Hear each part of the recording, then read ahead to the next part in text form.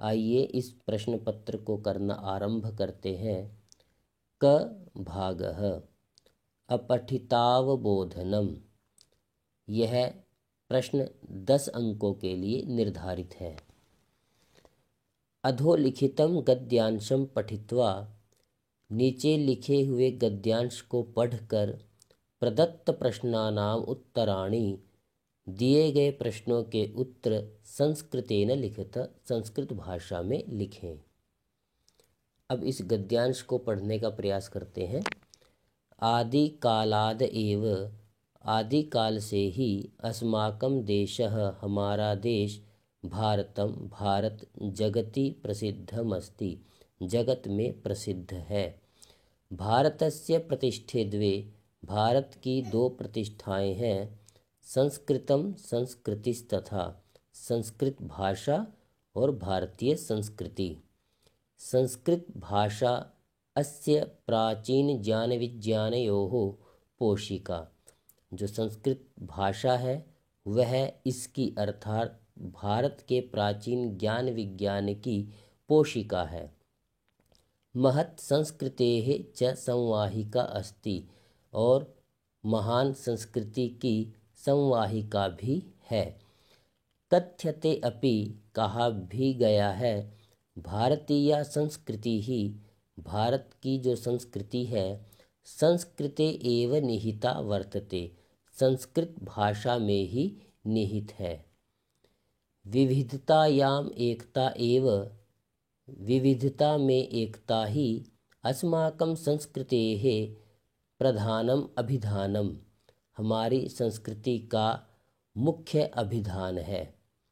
यथा जैसे, अत्र यहाँ, जनानां व्यक्तियों के, विविधाः संप्रदायाः, विविध संप्रदाय हैं, विविधाः भाषाः, अनेक भाषाएं हैं, पूजा पद्धतयः, पूजा पद्धति है, वेशभूषाः च सन्ति, और अनेक प्रकार की वेशभूषा है।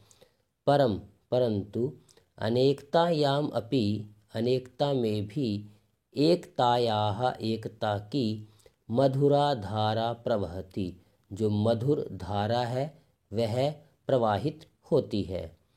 न केवलम एतावदेव, न केवल इतना ही, अपितु अस्य देशस्य प्रकृतिः अपि विविधतां धारयति, इस देश की अर्थात भारत देश की प्रकृति भी विविधता को धारण करती है। अस्मिन् देशे, इस देश में, सर्वे ऋतवः, सभी ऋतुएं, क्रमेण आगच्छन्ति, क्रमानुसार आती हैं।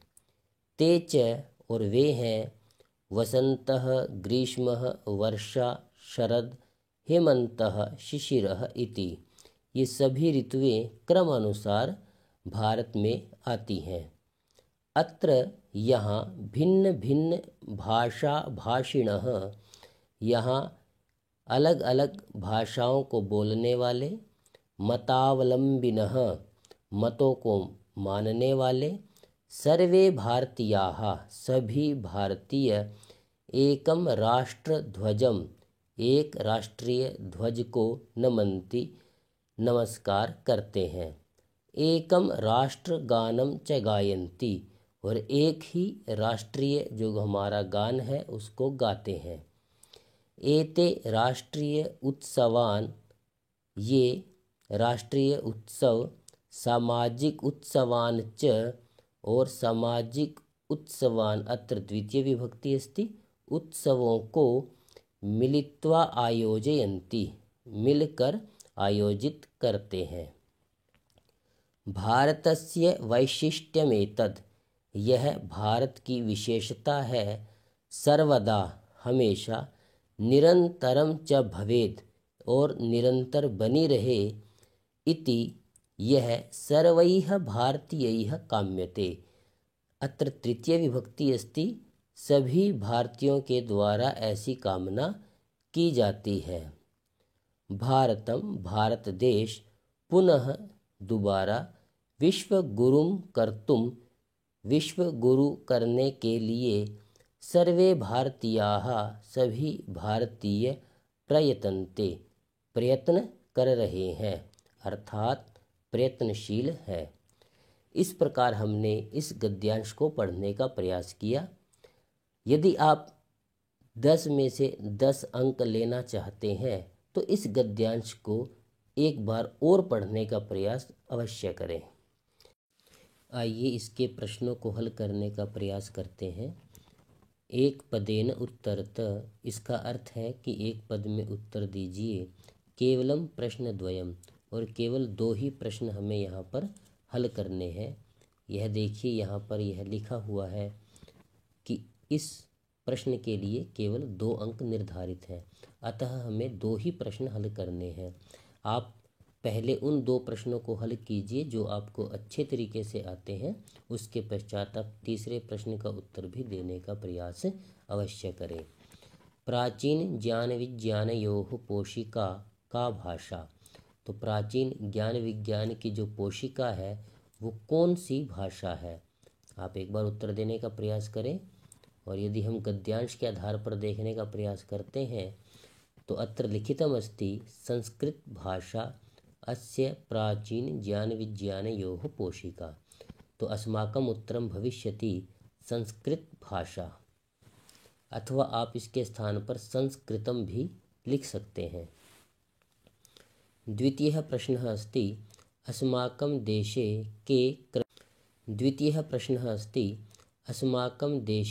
के क्रमेण आगच्छन्ति, हमारे देश में क्या क्रमानुसार आती हैं। तो के स्थान पर हमें उत्तर यहाँ पर देना है और एक ही पद में देना है। तो हम यहाँ देखेंगे अस्मिन् देशे सर्वे ऋतवः क्रमेण आगच्छन्ति, तो हमें यह पूरी पंक्ति यहाँ पर नहीं लिखनी है, केवल एक पद में उत्तर देना है। तो ऋतवः यह हमारा सही उत्तर होगा। आदिकालादेव कः देशः जगति प्रसिद्धमस्ति, आदिकाल से ही कौन सा देश जगत में प्रसिद्ध है। तो हम किस देश के विषय में इस गद्यांश में पढ़ रहे थे, यह आपको पता है कि हम भारत देश की बात कर रहे थे।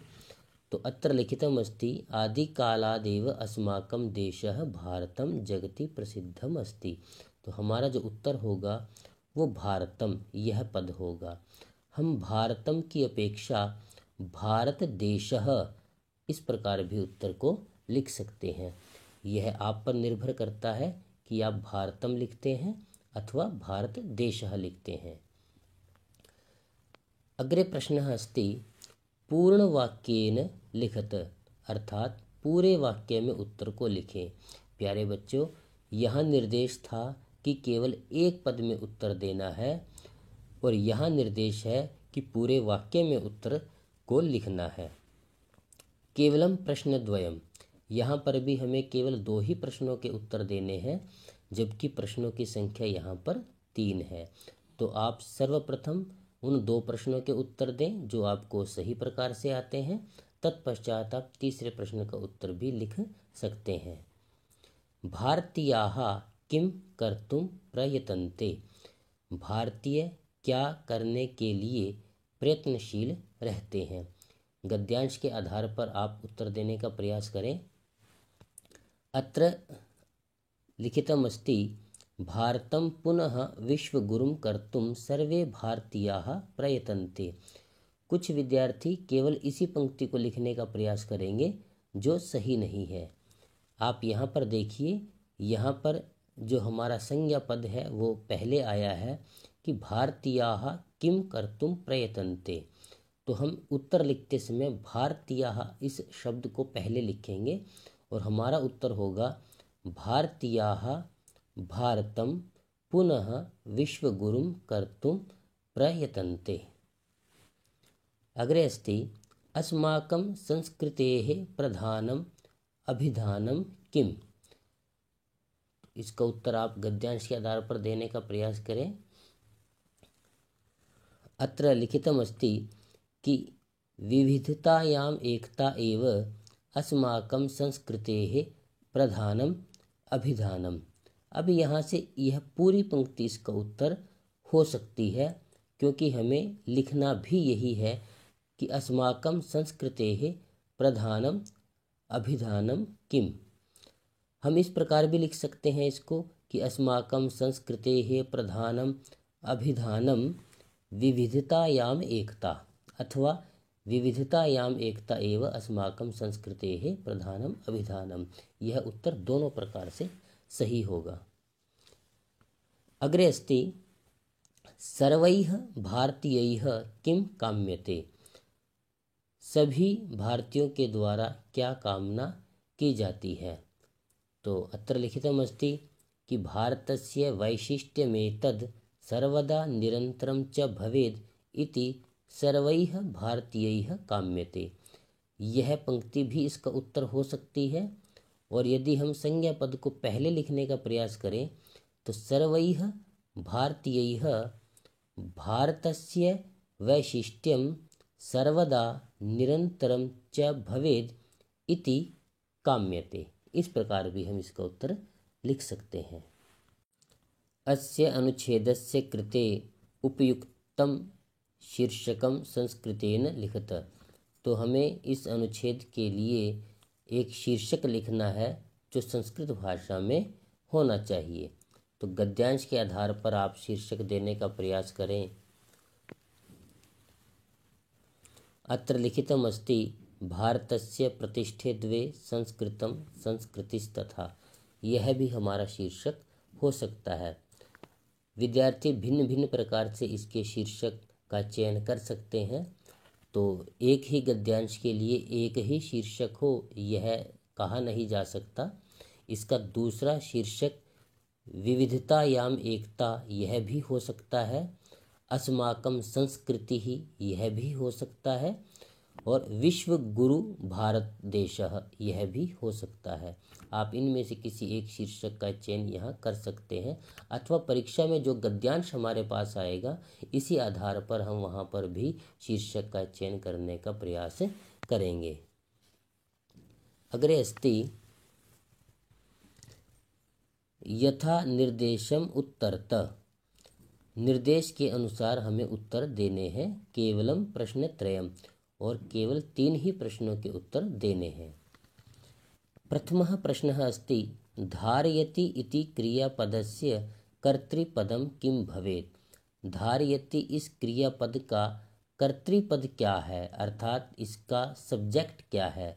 यदि यह वर्ब है तो इसका सब्जेक्ट क्या है। तो हम देखेंगे कि केवलम एक अव्यय पद होता है, अतः यह इसका उत्तर नहीं हो सकता। और विविधताम यह भी एक विशेषण पद है, यह इसका उत्तर नहीं है। एतावद एव भी कोई संज्ञा पद नहीं है, इसलिए यह भी इसका उत्तर नहीं हो सकता। तो यहाँ से इसका उत्तर हमें प्रकृति ही प्राप्त होता है, जबकि हम इसको गद्यांश में भी देखने का प्रयास कर सकते हैं। यह धार्यति का जो कर्तृपद है वो बताना है। तो हम अपने गद्यांश में आएंगे। मैं आपको एक अच्छा तरीका यहाँ पर बता रहा हूँ, यद्यपि उसका उत्तर हमें वहाँ मिल चुका है, फिर भी हम देखने का प्रयास करते हैं कि यहाँ पर किस पंक्ति के अंतर्गत धारयति इस क्रिया का प्रयोग हुआ है। तो देखेंगे तो हम पाएंगे यहाँ पर देखेंगे धारयति इस पद का प्रयोग हुआ है। तो न केवलम एतावदेव अपितु अस्य देशस्य प्रकृति ही अपि विविधताम धारयति। तो धारण कौन करती है? प्रकृति ही। और धारण क्या करती है? विविधताम। तो धारण करने का जो कार्य हो रहा है वह प्रकृति के द्वारा हो रहा है। तो ये हमारा इसका कर्तृपद हो गया, इसलिए हमने इसका चयन यहाँ पर किया, प्रकृति ही। अग्रे अस्ति प्रधानम इति विशेषण पदस्य विशेष्य पदम किम। अब यहाँ अगर हम देखें तो प्रधानम जो है वो नपुंसक लिंग में एक वचन में बना हुआ है। संस्कृतेः यहाँ नपुंसक लिंग एक वचन नहीं है। विविधतायाम यहाँ पर भी सप्तमी विभक्ति है, नपुंसक लिंग एक वचन नहीं है। अभिधानम यहाँ पर नपुंसक लिंग एक वचन है, इसलिए ये हमारा उत्तर हो सकता है। और एकता, यह स्त्रीलिंग में बना हुआ पद है, यह भी हमारा उत्तर नहीं हो सकता। तो क्योंकि प्रधानम और अभिधानम आपस में विशेषण और विशेष्य हैं और प्रश्न के अनुसार विशेष्य पद पूछा गया है, तो हम इसको गद्यांश में भी देखने का प्रयास कर सकते हैं। यद्यपि हमारा उत्तर हमें प्राप्त हो चुका है, तो हम देखें तो यहाँ हम देखें अस्माकं संस्कृतेः प्रधानम अभिधानम, तो ये दो शब्द हमारे लिखे हुए हैं, दोनों में एक ही विभक्ति है, एक ही लिंग है और एक ही वचन है। तो यहाँ से इसका जो उत्तर होगा वो अभिधानम, यह उत्तर हमें प्राप्त होगा। इसी प्रकार अस्माकं देशः भारतं जगति प्रसिद्धम अस्ति, अत्र किम क्रियापदम, तो यहाँ पर हमें क्रियापद के विषय में बताना है। अस्माकं देशः, यह हमारा कर्तृपद हो गया, भारतम, जगति, जगत में, प्रसिद्धम, प्रसिद्ध, अस्ति है। तो यहाँ से हमारा जो क्रियापद है वह आपको सरलता पूर्वक ज्ञान हो गया होगा कि अस्ति हमारा यहाँ पर क्रियापद है, इसलिए भारतम, जगति और देशः ये अशुद्ध विकल्प हुए और अस्ति जो है वो हमारा शुद्ध विकल्प के अंतर्गत आएगा। अग्रे अस्ति विविधतायाम इति पदस्य पर्यायपदम गद्यांशे प्रयुक्तम, तो किम पदम प्रयुक्तम, विविधतायाम के लिए क्या पद गद्यांश में प्रयुक्त हुआ है। तो हम देखेंगे विविधतायाम अत्र अस्ति सप्तमी विभक्ति, तो इसका जो उत्तर होगा वह सप्तमी विभक्ति में ही होना चाहिए। भारतीयाः यह पुल्लिंग शब्द है और प्रथमा का बहुवचन है, यह इसका उत्तर नहीं हो सकता। एकतायाः, यहाँ पर एकता शब्द से षष्ठी विभक्ति और पंचमी विभक्ति है, लेकिन सप्तमी विभक्ति यहाँ पर नहीं है, इसलिए यह हमारा उत्तर नहीं हो सकता। संप्रदायाः, यह प्रथमा विभक्ति के बहुवचन के अंतर्गत आता है, इसलिए यह भी हमारा उत्तर नहीं हो सकता। तो विविधता का अर्थ होता है अनेकता, तो अनेकतायाम और विविधतायाम दोनों में सप्तमी विभक्ति है, अतः इन चारों विकल्प में से यदि हम चयन करें तो अनेकतायाम हमारा विविधतायाम के लिए पर्यायपद गद्यांश में प्रयुक्त हुआ है। आशा है कि आप परीक्षा में इसी प्रकार गद्यांश को अच्छी प्रकार समझ करके उत्तर देने का प्रयास करेंगे, तो निश्चित रूप से आपके 10 में से 10 अंक आएंगे।